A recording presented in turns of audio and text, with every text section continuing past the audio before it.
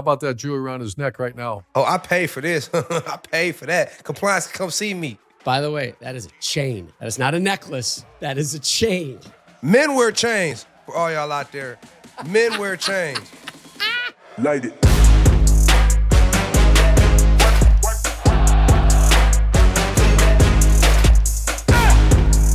He's back, Coach. With the raspy Mark voice Ingram. and everything. Deuce has survived. Well, so wait, I want to know what causes a raspy voice in that Super Bowl.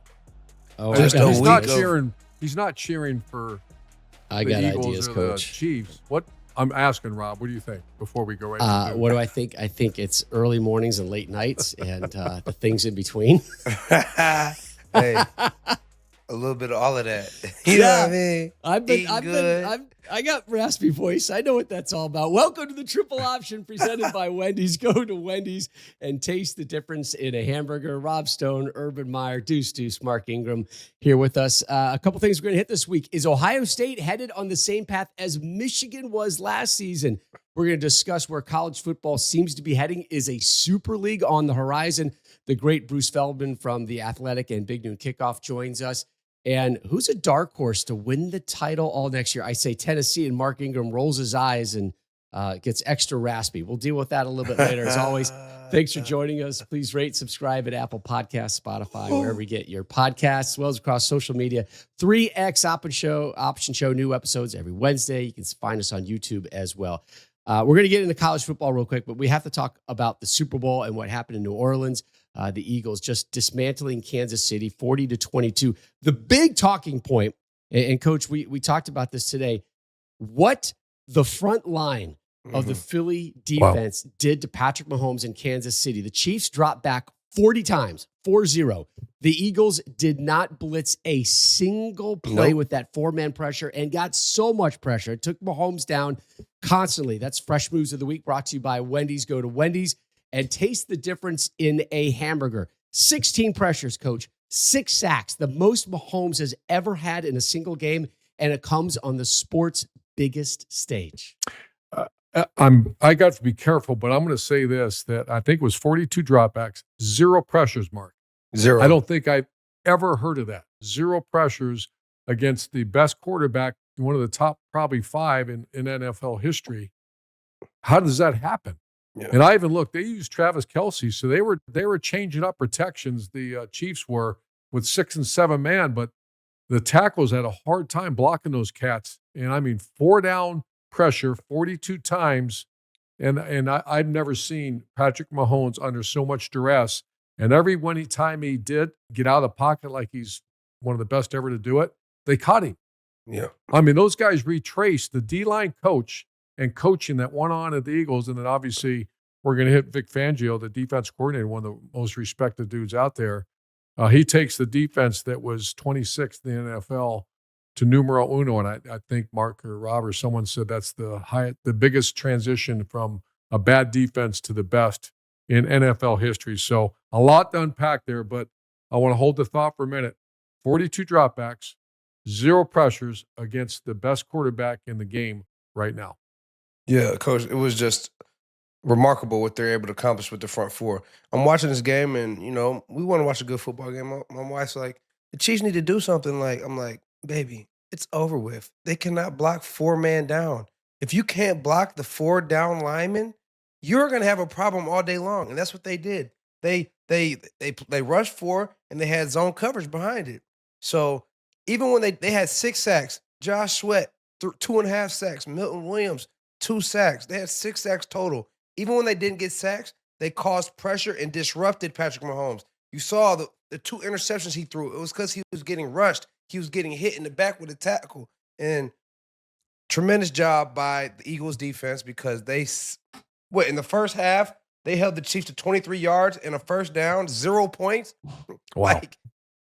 They were dominant. They were dominant. Coach, do you think that was the game plan by Fangio, or do you just think he's like, well, they haven't stopped us yet, let's keep doing it?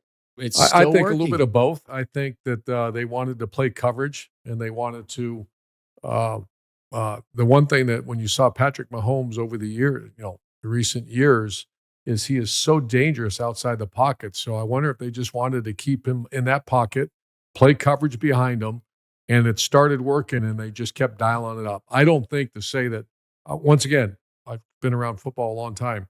I've never heard of that. Yeah. 42 against the best quarterback in the game, 42 dropbacks. They didn't pressure one time.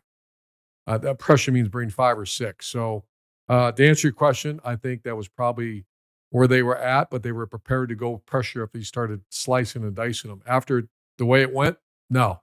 They just said, I cannot imagine those headsets said, someone bring it up, bring the Sam rifle, bring this, bring that. And he said, hell no. No, we're doing 4 down and let these dogs eat. And those dogs, Mark, ate. They ate good. They ate greedy, and they sitting on full bellies right now. But, hey, I just have to – because also they had the ball almost the whole game, especially the first half. And so, even the Chiefs' defense, right? The Chiefs' defense, I felt like they did a great job containing Saquon Barkley. Obviously, that was a point of emphasis. And they were doing a good job of kind of keeping them in the game. The Chiefs' defense was doing a good job of keeping them in the game in the first half. But over time, your defense just stays on the field because you can't get first downs. When have we seen the Chiefs get 3 and outs? Just never. If you've seen them get 5, 6 plays, we were surprised. They were going 3 and out, 3 and out, 3 and out, incomplete pass, stopped on 4th down. Now your defense is back on the field again. So over a period of time, your defense is playing way too many plays, and that's when the floodgates open. And Jalen Hurts, Devontae Smith, A.J. Brown, Saquon coming out the backfield. They just went to work, man. So the Eagles just through and through had a tremendous game. You talk about the job that Howie Roseman has done. They've been to 3 Super Bowls. They've won 2 of them. And he just keeps adding tremendous players to the roster. He went and got Zach Bond, the linebacker, who had a huge year in free agency from New Orleans. He went and drafted Cooper DeJean, who had a pick 6 on his birthday last year. So the job that he's doing, putting this roster together, assembling this roster of guys who go with the mentality and the demeanor in the locker room, man, Howie Roseman's done a great job in the Eagles, man. They're a problem because this is a young football team. Jalen Hurts, 26 years old, 2 Super Bowls, Super Bowl MVP. Shout out to Jalen Hurts, man, because he's gotten better and better and better, and now he's a Super Bowl champ, Super Bowl MVP, and the Eagles are moving forward. I'm glad you brought up Jalen Hurts because I got a soft spot for this guy, and I think a lot of people do. As a neutral, and when you are told or reminded of Jalen Hurts' story that started in college and what he did at Alabama, you cheer for this young man. Remember, second game of his true freshman year, he basically became QB number 1 at Alabama. 2017, he gets benched. Undefeated. He's undefeated. Benched at halftime of the national championship game for Tua Tagovailoa. The next year, he's basically the backup to Tua, right? He stays. Yep. He could have left because right now, this day and age, you're in college and you were there at Alabama, and then you got down to here, you're gone. Let me throw something out there too that, maybe it's a revival, Mark. I mean, I always hated when the best players were guys that you didn't want your players to look up to, because of behavior on, issues and just nonsense and all that. In college football, Ohio State and many other programs this year, think about the guys, the faith that was on that team. How about Jalen Hurts? Mm-hmm. What, are you kidding me? I mean, every kid should want to be like Jalen Hurts. Yes. Even Patrick Mahomes. Yes. And maybe it's just me, Mark, because I've been around this game for 50 years, 40 years, whatever it is. Has there ever been a better group of people leading the league in the NFL and in college? I'm just talking about, when my son's 6 years old, hey, watch him. He's a workout maniac. He trains. He's a great teammate. And by the way, he's living right. Yes. How cool is that right now? It's a blessing, and that's what you want. That's when you talk about college football, when you talk about the NFL, the Shield, when you talk about what you want your employees to be representative. You want people to be like them. You want them to be role models. You want them to be leaders, and that's exactly what Jalen Hurts is. That's what Travion Henderson was at Ohio State. That's what these guys are. So when you have your best players, your most notable players, being great human beings, being great football players, being great in the community, that's what you want, essentially. So shout out to all the community leaders that are also being stand-up comedians and citizens in our world, but also being straight ballers and straight dogs on the gridiron, too. We love that. Think where Hurts could have gone, right, when he got benched, right? Where his life could have gone. He could have won the tank. He could have won the tank, Stoner. That's what I'm saying. And instead he fought through it. He was a hell of a teammate. you forget back in He goes to Oklahoma, becomes the Heisman runner-up. Before that, remember 2018 came on to lead that comeback in the SEC championship. The SEC championship Yes. game, right? This is a guy who was here, dropped him here, then hey, guess what? We need you now. And he comes up off the bench, leads them to the SEC championship game. It was full circle.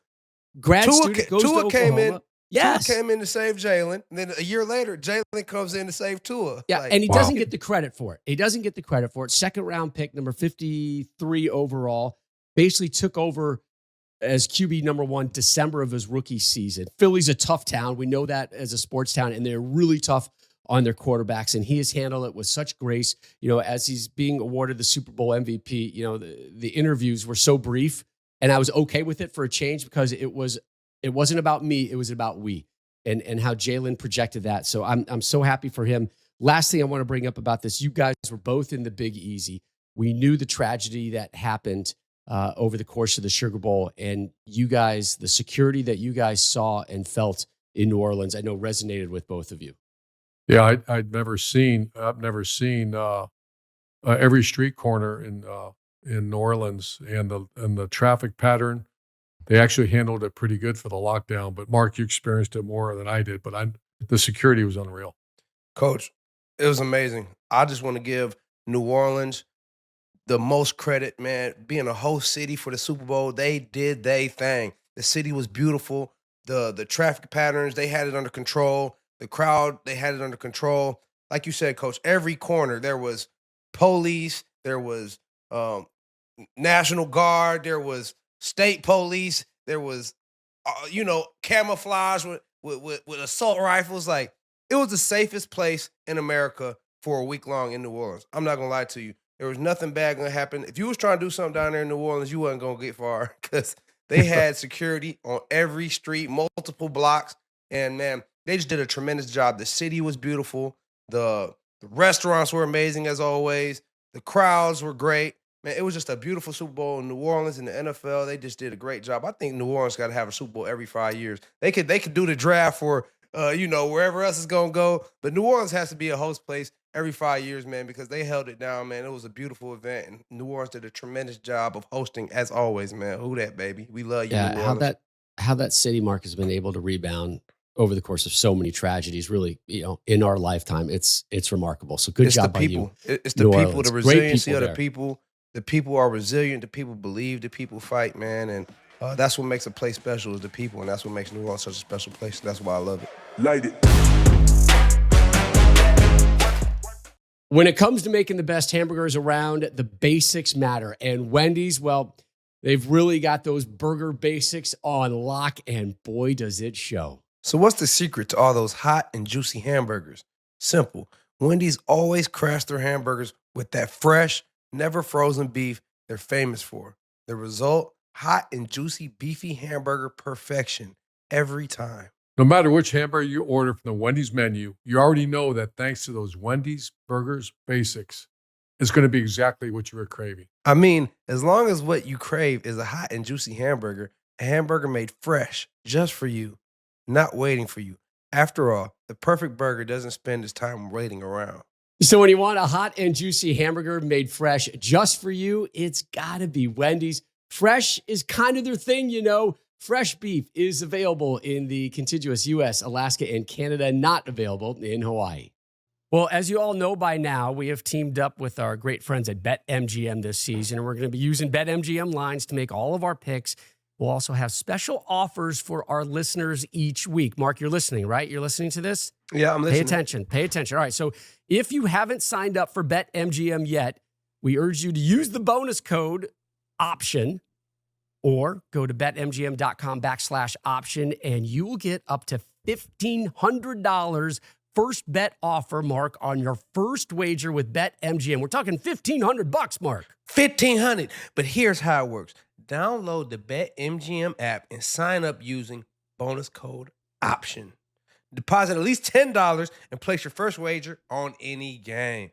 You'll receive up to $1,500 in bonus bets if your bet loses. Just make sure you use bonus code OPTION when you sign up, or go to betmgm.com/option. It's all about the option, Mark. It's all about the option, especially the triple option. See BetMGM.com for terms. 21 plus only. U.S. promotional offers not available in New York, Nevada, Ontario, or Puerto Rico. Gambling problem? Call 1-800-GAMBLER. Available in the U.S. Call 877-8-HOPE-NY or text HOPE-NY 467369 New York. Call 1-800-NEXT-STEP Arizona. 1-800-327-5050 in Massachusetts. 1-800-BETS-OFF in Iowa. 1-800-981-0023 in Puerto Rico. First bet offer for new customers only. Subject to eligibility requirements. Rewards are non-withdrawable bonus bets that expire in 7 days in partnership with Kansas Crossing Casino and Hotel. Well, some of the power people in college football might be making a move, Mark and Urban, to change the game as we know it right now, as we pivot back to college football right now on the triple option presented by Wendy's. A committee of power conference administrators took really significant steps a couple days ago toward this creation of a new entity that is going to govern. We don't know how, we don't know who's going to do it, but it's going to govern the evolving professionalized aspects of college sports. That's a nice way of saying NIL and transfer portals and everything that comes with it. There's going to be a newly created LLC already. Like whenever the things like CEOs and LLCs are in the conversation, you're like, wait, are we still talking college football? Yeah, we are, unfortunately, in 2025. So this new LLC overseen by CEO or executive director centered on a new enforcement arm to police violators of the industry's new salary cap. Good luck with all of that sentence. It is expected to feature revenue sharing policies and a corresponding penalty structure for violators. This is where we really get into the conversation. The transition team working on this, it's made up of 2 athletic directors from each of the Big 4 conferences right now, the Big 12, ACC, SEC, and the Big 10. It's got a 3-pronged approach of enforcement. There's cap management. There's an NIL clearinghouse. There's an investigative and infractions unit. Pretty soon it's going to be, coming to CBS this fall. What is it? CSI, college football. Nobody wants that. Nobody wants that. But Coach, you have been involved in this game for so long, and the beauty of you is that you have seen college football from the head coaching perspective on really unique levels. And what you're seeing happen to college football and these coaches coming together and these ADs coming together, it's almost hard to have a fair fight, have a fair conversation, is it? Because there's so many different needs and wants that different universities are needing and fighting for. Well, always remember that everyone's in a fight. And when you're the head coach of Bowling Green, my fight was, how do I get my players workout gear? How do I get them lunch? How do I get them, in the good dorms, and all that. Then I moved to Utah, and it's how do we just survive and get, more than 15,000 people in the stadium, and started the mighty Utah student section called the MUS. And you're in that fight. Then all of a sudden you end up in Florida and you're like, how in the hell do I block those defensive linemen from Georgia and LSU? And then you go to Ohio State, and how do you beat your rivals? So everyone's in a fight. The thing I'm going to say is that the word that I'm going to continue to use for the next several years is cooperation. And I don't believe there will be any. I was very frustrated. I was a head coach for almost 20 years, and I would sit in those meetings. And when I was in the MAC conference at Bowling Green, I just wanted someone to listen, because what we needed. Then you go to Utah, and you just wanted to somehow step at the table. Then you're at the table at Florida and Ohio State. I'm going to tell you this. There's schools that we're talking about that have nothing in common. Bowling has nothing in common other than you play 11 guys on each side of the ball, and you kick off the same kickoff rules, et cetera, et cetera. But other than that, there's nothing in common with the fight you are in at Ohio State and the fight you are at a smaller school. So I don't see that happening where there's cooperation. I just don't see that happening. It's going to be crazy. It's going to be crazy. The haves and the have-nots, huh, Coach? I hear a dog. It's not mine. It's my dog. She's upset with the way college football is going right now. She wants conferences to remain Is she going intact. to that meeting too? She's going to go bite somebody about these meetings. She doesn't get it. She wants a. All right, I'm going to go on. I know we're going to hit this later too, but the SEC and the Big Ten commissioners met in the fall. Greg Sankey and Tony Petitti. The Big Ten, Tony Petitti. Yeah. The 2 most powerful men in college football, 2 of them met. And I'm telling you, I can see, I don't know this because I'm talking about it, but I can see why in the world would you share the wealth? You know, the easiest thing for people to wrap their arms around, Mark, you have Major League Baseball. Yeah. And you have the NFL. NFL somewhere years ago came up with a collective bargaining where everybody's the same. They throw all the money in the pot. Now, you got the big market, small market, but they wanted to keep it so everyone was 8-8. They wanted to keep it very competitive. Major League Baseball does not care. Major League Baseball, you have the New York Yankees, and we have the numbers somewhere. How about this? The Mets have a $301 million payroll for next year. There's 8 teams below $100 million. The Mets' 2 highest players are making more than a handful of rosters. You think if you go to the Mets, the Dodgers, and the Yankees and say, hey, we'd like to make this equal. We want the Florida Marlins and the Rays and some of these other small market Pirates. You guys cut back a little bit and we make it all equal. What's the difference between that and Alabama and Ohio State? The Wolverines. I can tell you from those meetings, there's no difference.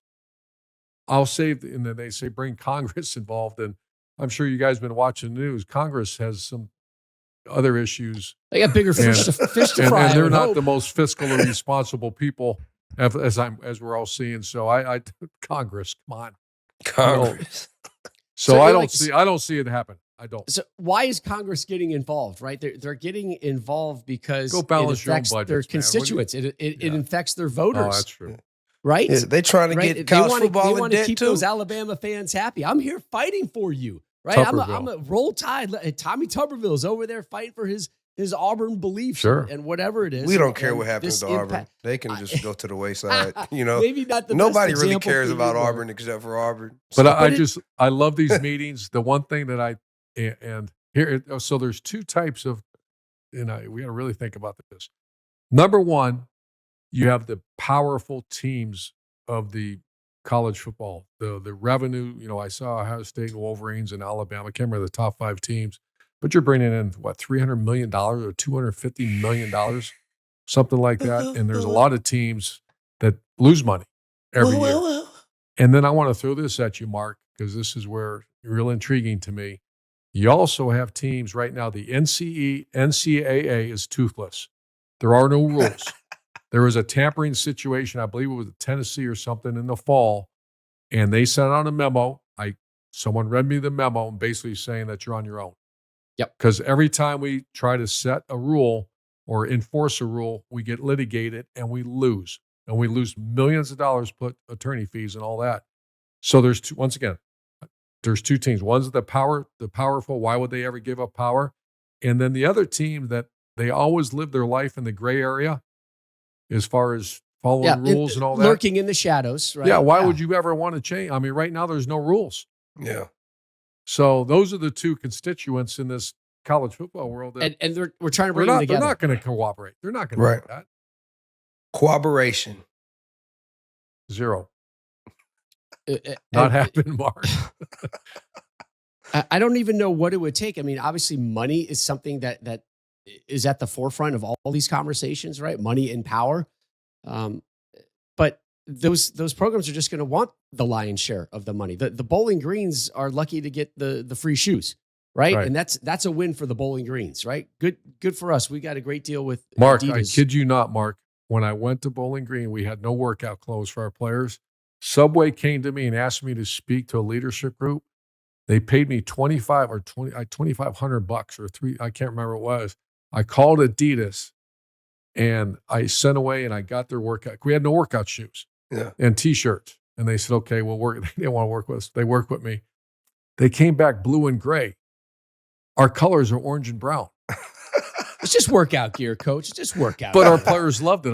That was the first time they had workout gear. I handed. Now the shoes didn't fit, but that's what we're dealing with. Yeah, no, maybe that's not crazy now because times have changed. But it's still D1 football. But yeah, it's just so different from the top to the bottom, and then from the middle to the top. It's a gigantic. That's crazy because at Bama we just be like, "Hey, I need a new pair of shorts. Hey, give me a shirt. Hey, new pair of shoes. You go to the window.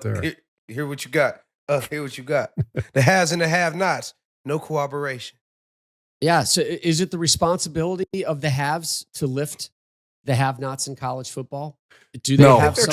Here's why. I think they're trying. They're trying. Here's why, though. Here's why, though, that the athletic director at Ohio State is a very tough position. He manages 36 sports and an alumni base that's gigantic. And Alabama's, I don't think Alabama has that many sports. I think it's like 22 or something like that I saw. But they are under so much pressure from their boosters, the board of trustees, their president, and the fan base. They're not gonna sacrifice. I can imagine the AD at Alabama walking in the middle of the field saying, "Hey, don't worry about our record. Everything's going to be okay." But we helped Vanderbilt and we helped Wake Forest and we helped Texas Tech. We're going to try to make this thing more equal. He get booed out of the stadium. It's not happening. He's gonna really help. His focus is on Alabama. Coach, remember what the Big 12 used to be and some of those programs that were elevated and lifted by the bigger programs. Or if you even go back to what's the old days of God, what was that conference Big called? Eight. Yeah, the Big Eight, right? And everybody was fighting, right? Was on the same page. And do you know once why? There was those breakaways. Done. I don't think people talk enough about the catastrophic mistakes made by the Big 12 or Big 8 is when Texas, when they started the Longhorn Network, and then all of a sudden Nebraska, Arkansas, A&M, so we're going to move on. Nebraska to this day is not the same Nebraska. I think Nebraska was the most powerful school back in that corridor when you had all those teams in the Midwest part of the country there with Oklahoma State, Texas A&M, Arkansas, and Nebraska and Colorado. They broke it up. Why? Because Texas wanted to keep more revenue share for them. Looking out for number one, right? Looking out for himself. That's the world we're living in. I remember talking to Coach Stoops when the news about Oklahoma and Texas were breaking away from the Big 12 and going to the SEC. And my heart hurt because I said, everybody else down here in the Big 12 is they need you. Right. They need you. Like without those two programs, the Big 12, they know it. They may not say it, but they know that was a sucker punch. That was between the eyes. And Coach Stoops just calmly and very rationally said, we have to look out for us. Like, this is the way it's going, Rob. Right? It's coming. It's coming this year or 2 years or 3 years. It's coming. And if we don't look out for ourselves, we're going to be trapped and we're going to be struggling like some of these other. Let me ask Mark, because I'm really intrigued by this. We talked about the NCAA. When I first went to the SEC, Mark, I came from Utah, I came from Notre Dame, and I never, I'm not saying it was all the cheating because I don't know. You can't prove it. Nothing ever happened. But I was in every day in the compliance officers at Florida, every day. When I heard the players were telling me stuff, my assistant coaches were telling me. Were you ever fearful of the NCAA? Did you hear players talk about it? Was, there are no rules, even were there rules. Yeah. Did that ever come up amongst some of the great players? Yeah, compliance was something that you always were aware of because if they find one thing, they could just make you ineligible and find your school or, make you ineligible for something that might not be a big deal. I remember, so I'm good friends with Joe Hayden, your guy, and we're good friends. We met at the award show. So I'm like in DC area. I'm going up for his draft party. And like, he's going to the league. He's going top 10. He has a lot of, he has agent, probably, I don't know, but basically he had a bunch of jewelry. And I put on his jewelry and I go to his party.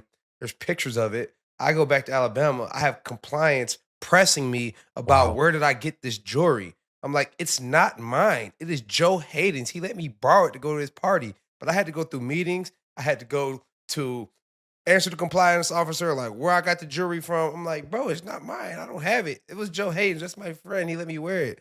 So it's like you always were kind of fearful of the compliance because they had so much power. They could cause you to be ineligible. But like, it's if you do something wrong, they're going to get you. But even when you don't do something wrong, they still be trying to get you. So there's always this fearful, not a fear, but there's this overpower of the compliance being ahead over you.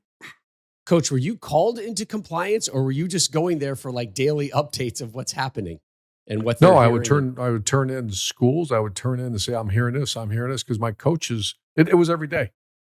It was every day. It was, from the bump rule to when they would send out the caravans of people to, 10 guys on that buses and they'd roll in there. 2, there's cars in the parking lot that these kids get on their visits and all that. So, it was every day. I'm not saying it was true because nothing ever happened. Yeah. So I don't, once And again, now- Parents got me a truck. I was driving Yeah. my same car from high school all the way till I was like a sophomore. My parents got me a truck. Compliance calling. I'm like, bro, just look at my parents. They want to do something nice for me. I'm not driving a freaking hoopty anymore. Like, come but there's on, other bro. places that you would hear that are just living on, just nonstop. Yeah. living on the edge, baby. Yeah. Living on the edge and working in the shadows. All right. Dang, Coming coach up bringing next. up that compliance. It's like going to HR right now. I don't want to go to Where'd you HR. get I that? don't wanna How go to about that jewelry compliance. around his neck right now? Oh, I Rob? pay for this. Yeah. I pay for that. Compliance, By the come way, see me. By the way, that is a chain. That is Yeah, a that's chain. hey. you What see I them That's not a signs, too? necklace. That is not a Oh. necklace. That is a chain. Yeah, men wear chains for all y'all out there. Men wear chains. Oh my God. I learned that the hard way about a year and a half ago. I was like, that's a nice necklace. It is a chain, Rob Stone. Rob, this is a chain. All right. Now that we've got that settled, we can continue talking big picture and the politics and the nuances of what's going on behind the scenes in college football. Coming up next on the Triple Option presented by Wendy's, our great friend from The Athletic and Fox's Big Noon Kickoff, Bruce Feldman, joins the show. Light it. Welcome back to the Triple Option presented by Wendy's. Rob, Mark, Urban. We are joined by our longtime friend. You see him every Saturday with us on Fox's Big Noon Kickoff. Also works for The Athletic. Bruce Feldman joins us, our good buddy. Bruce, good to see you here, my friend. Bruce joining us, taking time away from his kids' vacation in Florida to hang out with the three of us. That's when you know you're a football blue blood. Let's talk about a topic that we were just talking off camera that you refer to as dense. I refer to it as vital to the future of college football. This whole NCAA, the power conferences, this landmark settlement of antitrust lawsuits. What's happening right now is it sounds like schools can distribute at least, Bruce, $20.5 million to their athletes starting the next school year, can expand scholarships to entire rosters as long as they stay within these new roster limits. There'll be a legal proceeding coming down April 7th where the judge will handle this House settlement. I guess give us a quick Cliff Notes version of where we are and why this is so important to college football. Yeah, that judge had actually approved of this back in October, and now this is going to be more formal hearing on the 7th of April. And that date you're talking about, where $20.5 million of a salary cap, that would kick in July 1st, right? And so it's really interesting because I think a lot of people had expected it going in all this direction, but it is, as I said, it's super dense because we're talking about a lot of lawsuits. We're talking about, I think, a power struggle. You're talking about a lot of politics. To me, the only thing worse than a lot of lawyers getting involved in it is a lot of politicians getting involved in it. And that's where we're at. It's ugly. It's messy. I was saying to Urban offline a little bit ago that some of the people I know and some of the people, he knows too, who I think are the most plugged in when it comes to the issues of NIL and roster management and all those things, because that's what they do. They're coaches, but they're not like on the field football coaches. And a few of them feel like the only way to really clean up a lot of the issues that are in the pipeline, because so much of this is going to end up with lawsuits and there's going to be more lawsuits. They think it may end up towards collective bargaining. And that's something that you just think, well, I couldn't see that in college athletics, but we're already at a place where so much stuff is happening in college athletics that Mark didn't play that long ago, but it's a completely different landscape than when Mark played. Yeah. Hey, Bruce, there's been reports of a transition committee, and we've heard, schools' names, ADs from Ohio State, A&M, Clemson. But something I want to hit you with, and I'm one of the few guys, as I mentioned in the previous segment here, I was at the MAC, I was in the Mountain West, and then the SEC and Big Ten. And everything that I'm hearing is it's going to take cooperation. As I said in the previous segment, no chance when you start, this is the inequity. When you start seeing these committees, a transition committee, is that real, or is that just typical college babble that I've been a part for 15 years? I think I think it's real. I just wonder when that expression, when the rubber meets the road, the Big Ten, which obviously we're at every week in the fall, and the SEC, these are the power brokers of the sport. So it comes back to, what does Greg Sankey ultimately want? What does Tony Petitti want? When you have the other two power leagues, the ACC and certainly the Big 12 is bringing in, I don't want to say half, but it's closer to half than it is anywhere near a level playing field with what the Big Two are generating. And so when we see, like, okay, what matters most beyond the money with college football? It's the playoff, and how do you get teams in there? I mean, right now, I feel like the Big Ten and the SEC on the front end so far have been pretty generous with what they've done, because I think they know, I don't think they want to collapse the rest of the sport. And I think that they're sitting there trying to weigh what's for the good of the sport versus what's in our best interest. I ultimately agree with you that what's in their best interest is not to be that collaborative. I mean, they're going to be collaborative, but I think they're going to, there's going to be some kind of what's in it for us that helps us here. Hey, Mark, before I go here, Good. Bruce, one more. I'm going to hit you right between the eyes with this. In the fall, the SEC and the Big Ten commissioners sat down to talk. Do we ever see succeeding the union here and saying we're going to go 2 super conferences, add a few more schools, and go play ball on their own? And they got their own playoff. They have their own, and you're talking about, I just keep hearing this and the inequities that exist. Bruce, do you see that happening at all?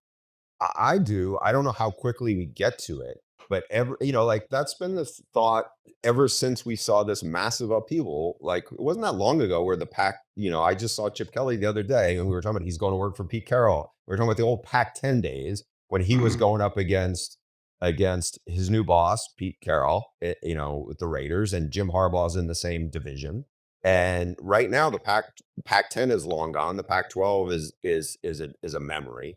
And I think because of all those things, what's the money going to be involved in? We see this in terms of what we work on and what gets TV ratings and what gets TV dollars. And if the money is driving it, I think it's going to get there eventually. It's just how quickly will it get there? The playoff, they couldn't make any significant changes unless everybody was 100%. They had a meeting the day before this year's national title game. It was, 2 or 3 weeks ago. That was not expected to be a lot of widespread change. When the contract gets turned over in a year from now, that's when I think you can see significant changes. But what you're talking about, Urban, and what I think a lot of people around the sport, inside the sport, think eventually it'll get to it. It's like what we see, like Rob, both you guys, Rob and Mark, you're very involved in, like, international soccer and more on that space. And that's where it feels like it's going. It's become so much more professionalized. So why would they just be, dabbling and just kind of giving lip service to all this stuff? I think it's just a matter of, like, what can they do legally where they're not going to get sued left and right? And I think that's the stuff they have to really sort out. Now, Bruce, excuse my voice, long week. No, Somebody had a good time in New Orleans. long week, man. New When Orleans does he did a not great have a job. good time? When does he not have a good time? Valid point. So this new settlement, right? So schools could pay their players what, $20.5 million? Is that like their They're salary cap? 20.5, yeah. Yep. Okay, But it's not all. Now- But it's not all football now. I mean, All 'cause there's, sports, though. a All big chunk. sports. I think it's a distinction. All sports. All So yeah, sports. a big chunk will probably go to basketball, and obviously a huge chunk will go to football. But it's not going to be all football. and there will still be NIL. Yeah, and so that's where I think you can have the the other part of this. What's tricky on this So, is, like, will there be so- regulation of the NIL or? They say there will be. But come on now. Like, Urban, you coached in the SEC. Mark, you played in it. I mean, I was around it a lot when I did my recruiting book. There may be some regulation, but I think it's still going to be, guys are super competitive, and that's just how it's gonna. I think that's how it's always gonna be. Yeah. Danny White, the Tennessee AD, we didn't talk a whole lot about it when it happened. A certain incident with a price hike that he did with his tickets. You read some of those tea leaves, and now looking back on that decision that he made, take us back to what he did and why you see that maybe as a bit of a preemptive move that more universities, frankly, are probably going to be doing. Yeah, if they can do it. Danny White, the AD at Tennessee, back in mid-September, they announced that they were going to increase season ticket prices almost 5%. but they were very transparent and said, hey, the money is going to develop our team, which means we're going to increase NIL, and this is where it's going to go to, and everything else. And they have the leverage to do it. It's a fan base that, it's not like it is when it was Derek Dooley or, Jeremy Pruitt was there. They're rolling. People are excited. And at that time they in the just made season, they playoff. were really rolling, Bruce, right? I mean, there Yeah. was arguably no program hotter in the nation than Tennessee at that moment. But also, I mean, I know they got embarrassed by Ohio State in the playoff, but they did go to the playoff. And so if you can do this, and what was interesting to me was when I spoke to him back in September, right around the time of this decision, he didn't really make the distinction of NIL versus revenue share. I think it's a way where you're going to see schools, look, Urban worked at Ohio State. That is definitely a program that could probably leverage that. There's a handful. Mark's alma mater certainly could do that. The school I went to and Bear went to, Miami, I don't think they can do that. I mean, they have money, but I don't think they can say, hey, we're going to ask because the ticket base is not the same thing. So it goes back to the thing Urban said a couple minutes ago, where we're talking about the power leagues, maybe a super power league. But again, there's not a lot of schools that can do it. Leinert's alma mater, I don't think they can do it. It's just the fan base is not that desperate. It's not that passionate. But for the ones who can do it, it is a big advantage. I think the bottom line that we all got to remember, and I'm just going to keep saying it till someone proves me wrong, you need cooperation, and the chance of cooperation is zero. There's not going to be no cooperation unless it's the uppers against, because it's the inequities is so great. And once again, I'm one of the few people that can speak to, trying to go out and raise money for T-shirts and tennis shoes at Bowling Green to trying to figure out how to block the SEC D lineman. You're all in a fight, and there will be zero cooperation across the ranks of college football. It's the ups and the downs, the highs, the haves and have-nots, and I don't ever see that changing. Are the have-nots getting a voice, Bruce, at all? They technically have a voice right now, Rob. I think the question is going to come as we get a little further away. Like, I wouldn't be surprised if what we had with the playoff, where you had an SMU, first year of the for being in the ACC at Boise State. I don't make the playoff, and that may be as good as it gets, though. Like when it comes to the playoff, when it comes to things that fans genuinely care about, I think that those other things, like if you're, University of Houston and you're relatively new to the Big 12, you're on the hook for $20.5 million, for this. And there's a lot of changes. And again, the big difference between the Big 12 and the landscape that Urban is really talking about. No, you said like the worst thing than getting lawyers involved is getting politicians involved. Like, will the NCAA have any power like monitor and enforce spending? Like, or is this completely out of their control now? I think the NCAA wants no part of being in this. I think they are so toothless right now. I think they're hoping to kind of get help, but I think they're kind of bending at the knee every chance they get. So no power. So take out that crystal ball to that point. You're right. You're right. The NCAA doesn't want to fight anymore. They just keep backing up. So how much longer is the NCAA involved in major college football? Great question. I mean, because technically, a lot of people don't realize this. It's not their national title game. It's not like college basketball or college soccer or whatever.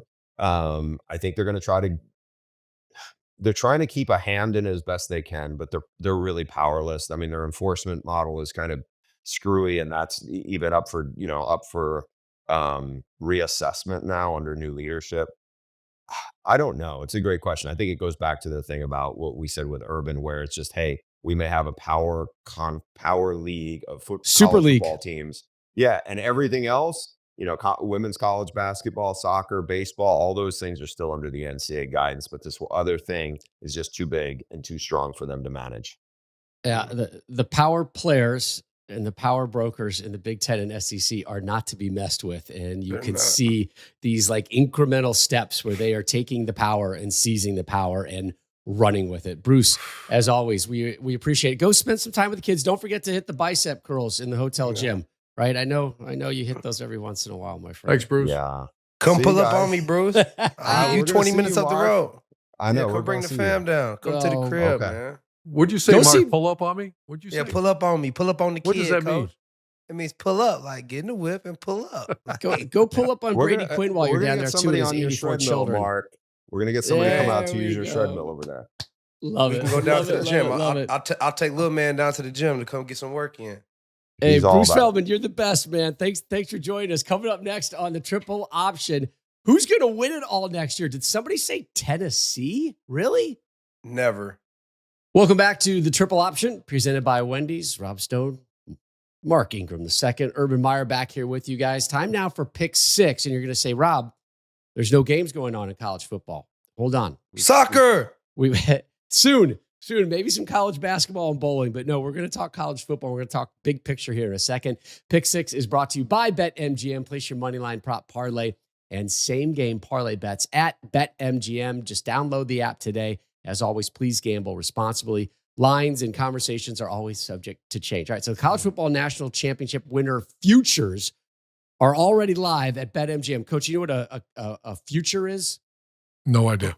Okay, good.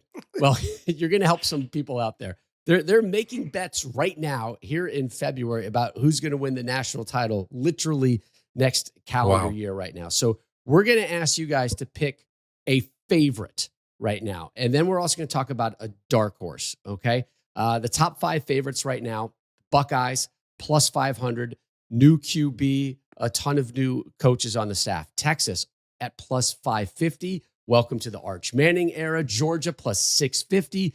They lost 7 of their 8 leading sack producers. Oregon plus 650, who will be their quarterback with Dylan Gabriel gone.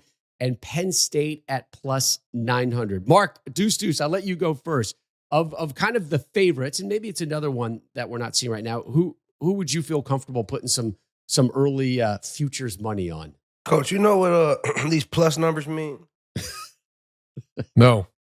It means if Ohio Plus State's plus 500. So if you put $100 on Ohio State right now, they'll pay you out 500. You get 500. Yeah, they'll pay. So you get that bang for your buck, and we love 5X. You know what I mean? Mhm. But right now, man,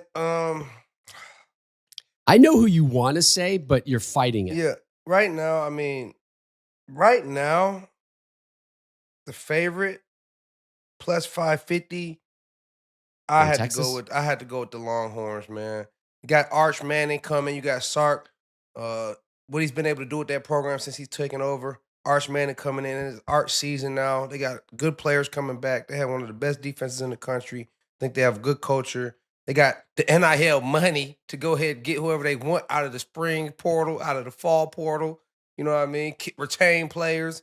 So as of now, with the top 5 favorites, I'm gonna go plus 550 with Texas. Put 1,000 on Texas. It'll pay you what? 1,550. I was told there'd be no math involved. Coach, who do you like? I don't know. I'm looking Okay. at this, and you just you give it got a to go guess. with returning quarterbacks, which there's none there, other than Drew Yeah, Aller. Drew Aller. You love Drew Aller. Aller.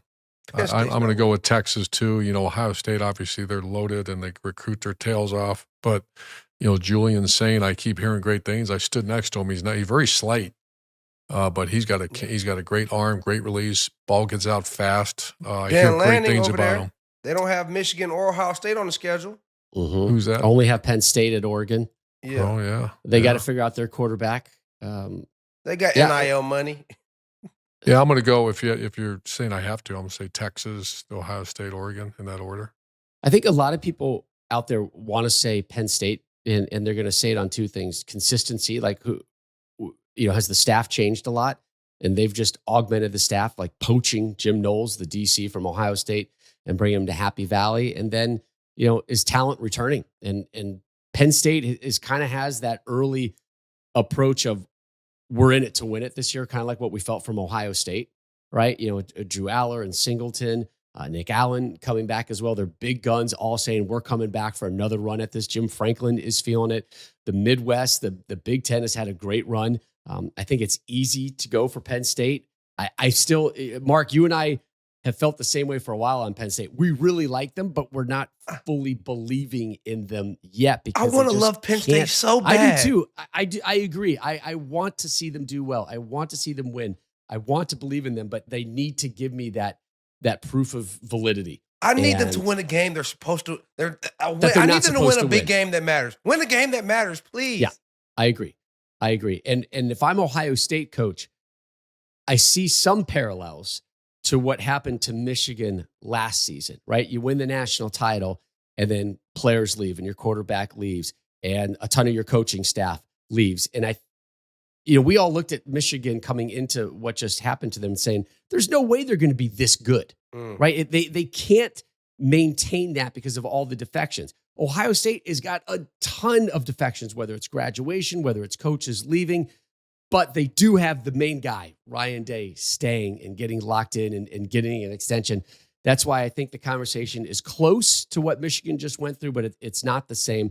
I'm gonna go Georgia, guys, because I think it's been too long. Who is their quarterback? It's been here's the only reason I'm going. It's been too long since the SEC in the South has had a real say in the national championship picture, and there is some major motivation running around there. But again, that is we're talking Ohio State, Georgia, Oregon. Those three were like, who's your quarterback going to be? We think we know, but we don't know. And I'll be honest, do we really know about Arch Manning? I think he's going to be great. I hope he is. And Drew Aller at Penn State, from what we've seen, it's okay. Yeah, they do. Okay. All right. So those are the favorites. Now let's talk some dark horses. This is where it gets interesting. So the best of the rest, if you will. Here's those numbers, Coach, that I know you love. Notre Dame plus 1,400. You don't even got to You're ask me. tied, Mark, plus 1,500. Tennessee, Nico I is back, plus 2,000. You got Clemson, LSU, Michigan, Ole Miss is at 2,500. A&M at plus 3,000. Miami with the former Georgia quarterback, Carson Beck, in there at plus 3,000. So, Coach, is there a dark horse out there that tickles you a little bit? Yeah, Nico, the quarterback at Tennessee. I had them. I remember when I first started studying them last year, and I called Brady Quinn and Matt Leinart, and I said, what am I missing here? This guy looks like a bona fide. He looks like Aaron Rodgers. The ball comes out You're of his missing hand like that a tennis he ball, played man. Kent State. Good point. That's what I was missing.